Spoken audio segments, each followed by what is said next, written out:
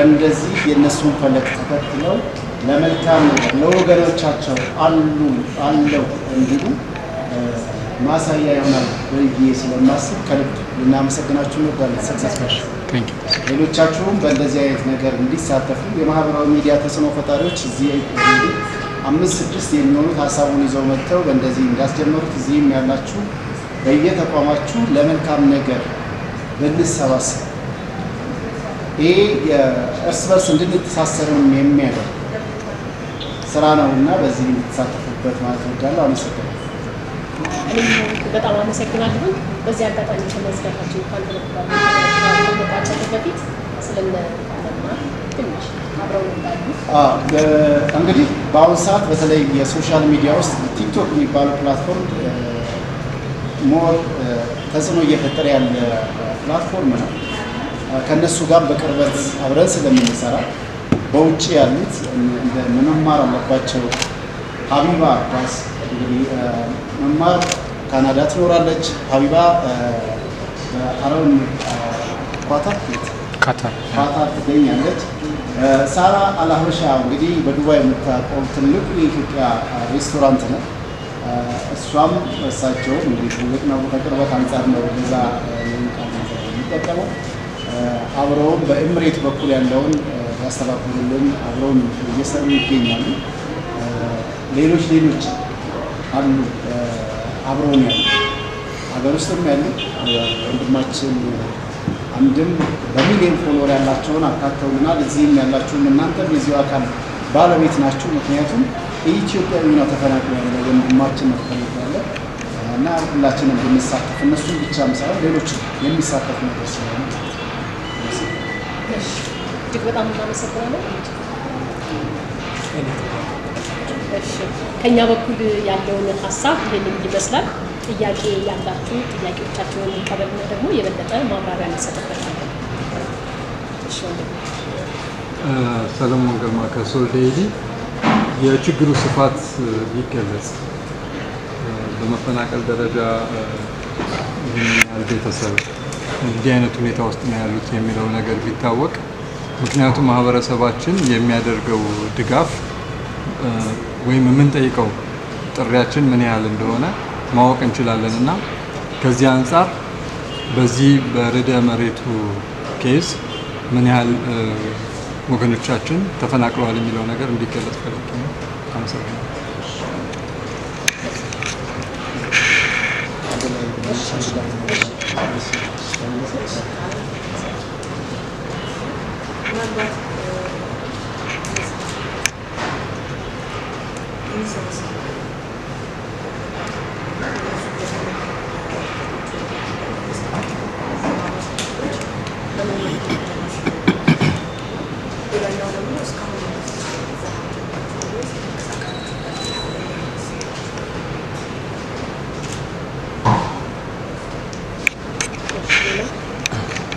እነሱ ያነሱት ጥያቄ በምን መልኩ ነው ተደራሽ የምታደርጉትና ምን ያህል ተፈናቃዮች አሉ በቁጥር ከናቃቸው መጠናቸው ነው የሚለው ተጨማሪ ጥያቄ ካላችሁ እሺ ነው ስፔሻሊ በፖስት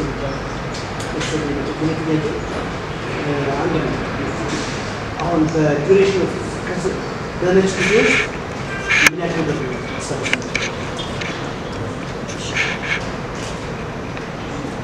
ሌላ እሺ እነዚህ ልንመልስና ድንገት ቅር ያላችሁ ነገር ደግሞ ካለ ድል እንሰጣለን። አንድ እንጨምር።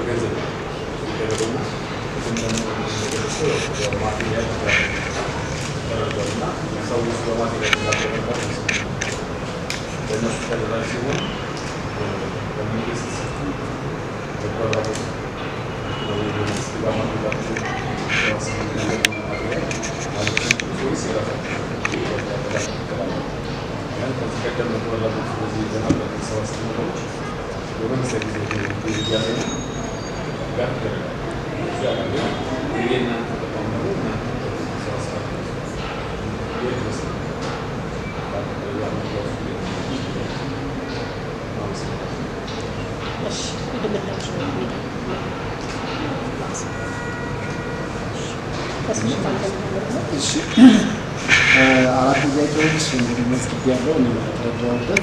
አንዱ የችግሩ ስፋት ምን ያህል ነው የሚል ነገር ተነስቷል በወንድማችን። ከክልሉ የአደጋ ስጋትና አመራር ኮሚሽን ጋር አብሮ ለመስራት እንግዲህ ደብዳቤም አለን ፈቃድም አግኝተናል። በእነሱ በጠየቅናቸው መሰረት ያላቸው ስታቲክስ ከ60 ሺህ እስከ 70 ሺህ ሊደርስ የሚችል ተፈናቃይ እንዳለ በድንኳን ውስጥ እንዳለ እና እንግዲህ ያለን መረጃ ከኛም ውስጥ ቅድም እንደተጠቀሰው ቪዲዮ ያየን በቦታው ቪዲዮ አይተናል። ስለዚህ ያለው ቁጥር የዚህን ያህል የሚያክል ምናልባትም ቁጥሩን በወረዳም ይሁን እንግዲህ ልታስቀምጡበት የምችሉበት እና ልትረዱት የምችሉበትን ምስል እናንተ ልታዩ ትችላላችሁ። በምን መልኩ ነው የሚደርሰው የሚለው እንግዲህ እዚህ መነሻ እንደሆኑ ሰክሰስ ፕላስ 100 ኩንታል እህልና የተሰጡን በቁሳዊ ስለሆነ በስተን እናደርጋለን የሚል ነገር ተፈናቃይ ገንዘብ ከገንዘብ ይልቅ የሚበላው ነው የሚፈልገው የሚለብሰው ነው የሚፈልገው። ስለዚህ በማቴሪያልም ገንዘቡም ቢመጣም ማቴሪያሎችን የሚያስፈልጋቸው ነው በስተን ይዘን የምንሄደው እና በቁሳዊ ቢመጣለን እኛ እንቀበላለን። ልብስ የሚያስፈልጋቸው ለህፃናት የሚሆን ምግቦችንም ብናገኝ ትልቁ ድጋፍ ነው ተብለን እናደርሳለን የሚለውን በምን ያክል በምን ያህል ጊዜ የሚለውም የተነሳ አይነት ነገር ይመስለኛል። እነሱና እንግዲህ ወንድሞች እዚህ ያለውን የቀሩትን ጥያቄዎች እነሱ የሚዘገቡ ካለ እነሱ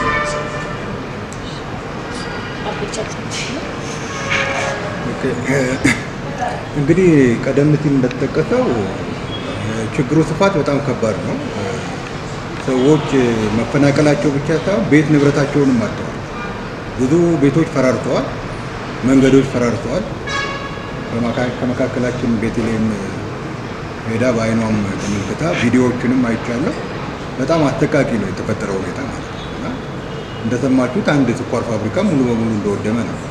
ስለዚህ እንደዚህ አይነት መፈናቀሎች ናቸው ያሉት እና ሰዎች ብዙ ነገራቸውን ያጡት ሶሻል መሰረታቸውን ሁሉ አጥተዋል እና በዚህ አስከፊ ሁኔታ ውስጥ ያለን ማህበረሰብ እንግዲህ ለመርዳት አቅም የፈቀደውን ሁሉ እናደርጋለን ብለን የተነሳ ነው ማለት ሊሚት አላደረግንም። ማለት የሆነ ብር ተብትበን እንቆማለን በሚለው አይደለም። አሁን ያለ ነው አቅማችን የፈቀደውን ያህል የደረስንበትን ያህል አድርገን ከዛ በላይ እንግዲህ ብቻችን አንድ ግሩፕ እንግዲህ አንድ ነገር ነው በአቅሙ ነው ሊሰራ የሚችለው። ከዛ በላይ የሆኑ ብዙ ነገሮች አሉ። ስለዚህ ሌሎች ደግሞ መንግስታዊና መንግስታዊ ያልሆኑ አካላት ይሰሩታል ብለን ተስፋ እናደርጋለን። እኛ እድለኞች ነን ብለን የምናስበው ከክልሉ ጋር ስለምንሰራ ማንኛውም ነገር መረጃም ጭምር ሌሎችንም ጉዳዮች በቀላሉ የማግኘትና ለስራ ቶሎ እንዲቀላጠፍልን ይረዳናል ብለን ተስፋ አድርገናል። እስካሁን ያለን መግባባትን በዛ ደረጃ ነው። ስለዚህ ለመጀመሪያ ደረጃ ያው የዕለት እርዳታ የምናገኝበትን ሁኔታ ነው የምናመቻቸው እና በዙር እያደረግነው ለመሄድ ነው። በዛ መልኩ ነው። የማቴሪያል ድጋፍም እንደዚሁ ሴንተሮች በማቋቋም ለማሰባሰብ እቅድ አለን። የት ይሆናል ምናምን የሚለው እሱ በሁለተኛው ምዕራፍ ላይ የያዝነው ስለሆነ አሁን የምንገልጸው አይደለም። ግን እሱ አለ። ግን በመሀል ደግሞ የሚመጡትን ማቴሪያሎች ደግሞ አንመልስም። ምክንያቱም ዞሮ ቀደም ሲልም እንደተጠቀሰው ገንዘብን ማግኘተን ያው እህልና አልባሳት ገዝተን ስለምንሄድ ለዛ ድጋፍ ነው የሚሆነው። ስለዚህ በዛ መልኩ ነው የእርዳታ አሰጣጡ የሚሆነው። ምናልባት የጎደለ ነገር ምናልባት የችግሩ ስፋት ላይ ወንድሜ ተስፍሽ ተናግሯል። ነገር ግን ኑሜሪካል ዳታ ወይም የቁጥሩ እንትን ስታቲስቲክሱ ተሰርቶ ይሄን ያህል ነው ተብሎ ቁርጥ ብሎ የታወቀ ነገር እንደሌለ መጀመሪያ ማወቅ ችለናል። ነገር ግን ተስፋሽ እንዳለው ከ60 ሺህ እስከ 80 ሺህ ሊሆን የሚችል ቤተሰብ ቤቱ ሰጥሞ ነው የተነሳው። ምናልባት ቤት መስጠም ማለት ምን እንደሆነ ታውቃላችሁ ብዙዎቻችሁ።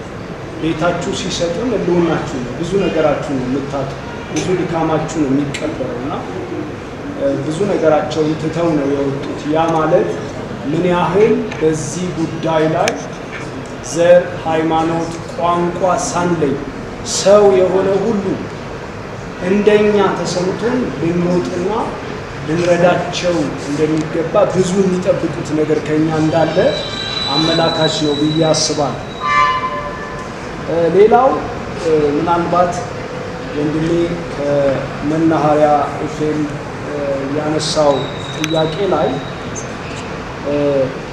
የምናደርሰው መንግስት ወይም ደግሞ ቅድም እንዳልናችሁ የአደጋውን ይሄ የከባድ አደጋ ሲደርስ በስፍራው የሚያስተባብረው ኮሚሽን እኛን የድጋፍ ደብዳቤ ነው የጻፈልን። እዛ የምንፈልጋቸውን መረጃዎች ለሂደቱ የሚጠቅሙንን ነገሮች ነው ግብአት አድርጎ የሰጠን እንጂ መንግስት ቀጥታ የሚያደርሰው ወይ እኛ አስረክበን ለመንግስት የሚያደርሰው ነገር አይደለም። እኛ ነን የምናሰባስበው። መንግስት ግን አስፈላጊ በሆነ መንገድ የክልሉ መንግስት ድጋፍ ያደርግልናል። ሄደን በስፍራው ለሰዎቹ ፊት ለፊት ማለት ለሰዎቹ ለእያንዳንዱ ፊት ለፊት እስከ መስጠት